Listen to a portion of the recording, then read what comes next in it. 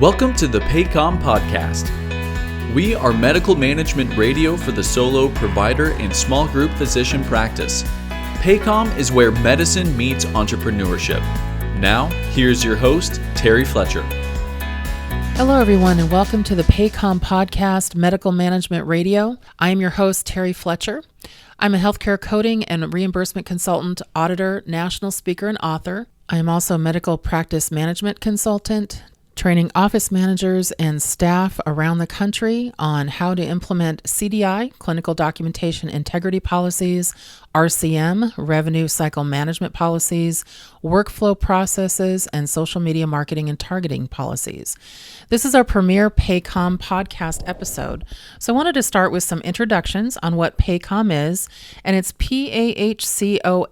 That is the acronym for the Professional Association of Healthcare Office Management. Since 1988, PAHCOM has had a long and vibrant record of advancing the professional careers of individuals who supervise and manage the daily operations of physician practices throughout the country, better known as office managers and administrators. PAHCOM is a membership organization of over 3,000 members. We have a confidential listserv forum, a resource library, and PAHCOM created the Certified Medical Manager, CMM, credential program in 1992. PAHCOM is the most advanced resource for anyone either entering or remaining in the medical management of the physician practice profession. We are bringing you the PAHCOM podcast to continue on our efforts to support the healthcare office management community with a monthly radio segment to include topics that our credential focuses on. There are 9 domains, and they are revenue management, risk management, human resources, finance, contract management, business management, technology and data management, clinical performance reporting, patient clinical education, and practice marketing. Our hope is to give you the insight and confidence you desire to be a successful physician practice manager with a monthly podcast format you look forward to for industry happenings and updates that will immediately apply to your job. So we're hoping you join us. We will target the third Wednesday of each month. You can find us on downloadable platforms such as Apple Podcasts, Google Play, Stitcher Radio, as well as YouTube and Spotify or wherever you listen to podcasts. You'll notice today I'm going solo, but our format will be both solo and guest format to bring you interactive discussions on topics relating to practice management. We hope you'll also go to PAHCOM.com and sign up for our membership and PAHCOM journal full of relevant industry information so that you are current on industry happenings for the medical office manager. If there is a topic you would like covered, please hit our contact tab and let us know what you want to hear.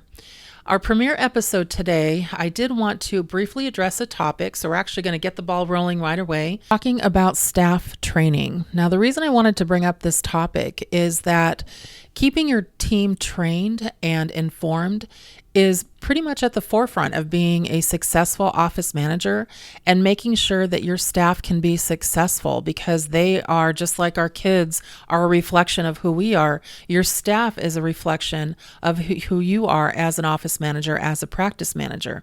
And so I want to give you some insight on how to make that happen. And even an example I came across just this week on really the downfall of not having informed and trained staff. So I got a call this week, and as a consultant, I get random calls for audits, for practice management insight.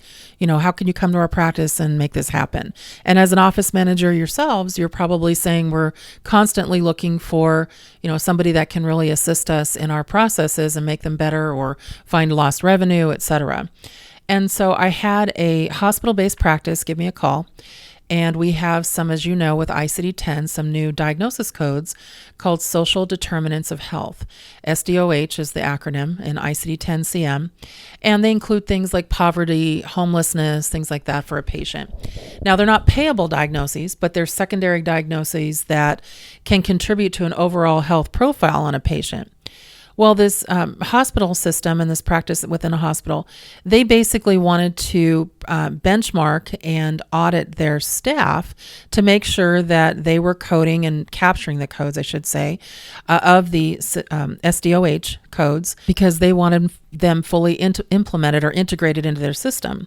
So my first questions to the office manager, administrative staff that was in front of me is I said, well, what is your workflow and policies that physicians and your staff are told to follow when choosing these new diagnoses that have only been around 2 years? And just this year in 2019, ICD-10-CM general guidelines basically said now clinical staff, not physicians, can be part of the process in choosing these diagnoses. But what do they follow? And where in the patient's chart will we be looking for these in the EMR? And should we look at the H&P initial encounter, which to me, that's the most logical place? Or is there going to be, are we going on a fishing expedition? And then is it on the intake sheet? Where is it? Well, the response after both of the administrators and managers looked back at each other is they said, well, we don't have any of that. And I said, what is it that you don't have? And they said, we don't have a workflow or a policy or anything for the staff. They should just know. Okay, we had to stop right there and have a discussion. Keeping your team trained and informed on how you would do things or how you want them and what will work and what is the expectation. That is Office Management 101. We have in our PAHCOM July-August 2018 journal that you will get once you become a member, an article by Jeremy Whale. He's an attorney in Michigan and also a risk resource advisor for ProAssure. He gave great insight on this very topic. And I just wanted to give you a couple of the tidbits that he came up with on this. First of all, office staff, they are a critical component of medical practice management. Remember, patients often have more interaction with staff than with physicians sometimes. Properly trained staff and educated staff can be a strong protection against any kind of professional liability claim, and consider the risk tips for office staff issues. If you prepare written job descriptions for all staff and workflow processes and review each staff member's job description at their annual performance evaluation, you can now determine whether the description accurately reflects the individual's responsibilities and capabilities. Ensure each staff member works within the boundaries of state laws regarding their appropriate job functions. And remember, this isn't to pigeonhole them to a job description. It's more of a guideline saying at the minimum, this is what is required of your job title. Provide clear instructions to your staff on the amount and type of advice they may relay to patients and limitations on such advice. That's a big one. That's going to be a huge one when it comes to training. Establish a formal orientation period for new employees. Include a review of administrative practices, emergency medical procedures, and clinical skills and responsibilities. Establish procedures to ensure professional staff are credentialed. We can't, I don't think, stress enough.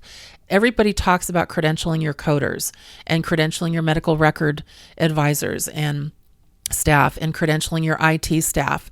But being a credentialed office manager with the CMM credential is just as important, because now you have not only the tools, but the insight, but also the credibility as a credentialed office manager to make these things happen. You want to document employee training, including clinical competency, credentialing, performance evaluations, and annual reviews in employees' personnel files.